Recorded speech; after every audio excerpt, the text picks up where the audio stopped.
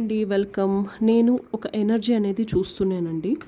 So ఇది ఎవరైతే person నుంచి మీరు విడిపోయారో లేకపోతే ఆ పర్సనే అనవసరంగా గొడవలు పెట్టుకొని వెళ్ళిపోయి ఉంటారో ఆ పర్సన్ ఒక ఎనర్జీ ఇది. ఓకే, సో స్క్రీన్ పైన ఫస్ట్ డబల్ ట్యాప్ చేయండి ఈ రీడింగ్ వినేదానికి, ఎనర్జీ ఎక్స్చేంజ్ చేసేదానికి. అండ్ ఈ వీడియో అయిపోయిన తర్వాత మీరు ఆ పర్సన్ మొదటి అక్షరం పేరు కమెంట్ చేయాలి. ఓకే, ఇది కానీ మీకు 50% రెజొనేట్ అయినా ఖచ్చితంగా కమెంట్ చేయండి. ఫస్ట్, ఈ పర్సన్కి ఈగో ప్రాబ్లం అనేది అయితే ఉంది. ఓకే, లైఫ్లో బాగా సెటిల్డ్ పర్సన్ ఉండుండొచ్చు, ఒక హై స్టాండర్డ్స్ మెయింటైన్ చేస్తున్నచ్చు. బట్ ఇప్పుడు ఏంటంటే ఎక్కువగా వాళ్ళపైన వాళ్ళ ఫోకస్ అనేది పెట్టుకొని ఉన్నారు. ఫస్ట్ నుంచి అలాంటి పర్సనాలిటీయే, బట్ ఇక్కడ ఒక ఈగో ప్రాబ్లం వల్ల మీ కనెక్షన్ కొంచెం డిస్టర్బ్డ్గా అయింది అని కూడా కనిపిస్తూ ఉంది. ఓకే, లేకపోతే ఇది లాంగ్ టర్మ్ దాకా వెళ్ళే కనెక్షన్ కూడా. మీరు ప్లాన్ చేసుకున్నట్టు అక్కడ జరగలేదు. ఆ పర్సన్ కూడా స్టేబుల్గా అయితే లేరు, కొంచెం కోల్డ్గా బిహేవియర్ చేసి ఉండొచ్చు.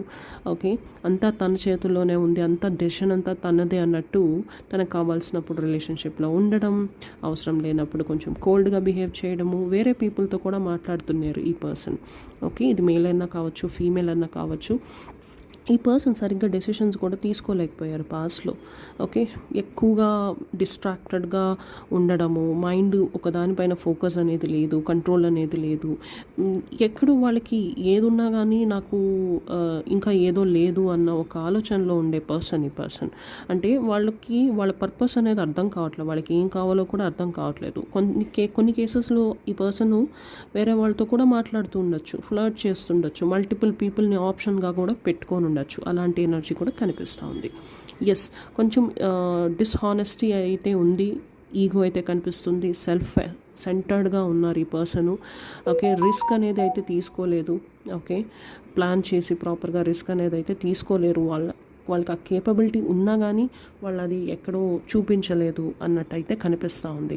ఓకే, ఈ పర్సన్ మీకంటే కొంచెం ఎల్డర్ కూడా ఉండొచ్చు, లేకపోతే ఎల్డర్గా బిహేవ్ చేస్తుండొచ్చు. డిక్టేటింగ్ పర్సనాలిటీ, అంటే నువ్వు ఇది చేయాలి, అది చేయాలి, నేను చెప్పిందే చేయాలి అన్న ఒక ఎనర్జీ కూడా కనిపిస్తూ ఉంది.